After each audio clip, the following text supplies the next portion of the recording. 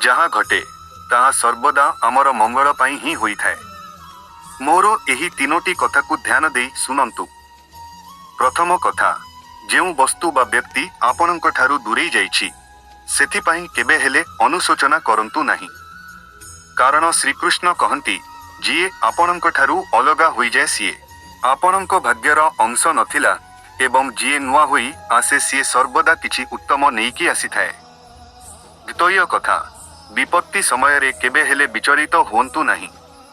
କାରଣ ଶ୍ରୀକୃଷ୍ଣଙ୍କ ଅନୁସାରେ ସମସ୍ୟା ମଣିଷକୁ ପରାଜିତ କରିବା ପାଇଁ ନୁହେଁ ବରଂ ତାକୁ ପୂର୍ବ ଅପେକ୍ଷା ଅଧିକ ଶକ୍ତିଶାଳୀ କରିବା ପାଇଁ ଆସିଥାଏ।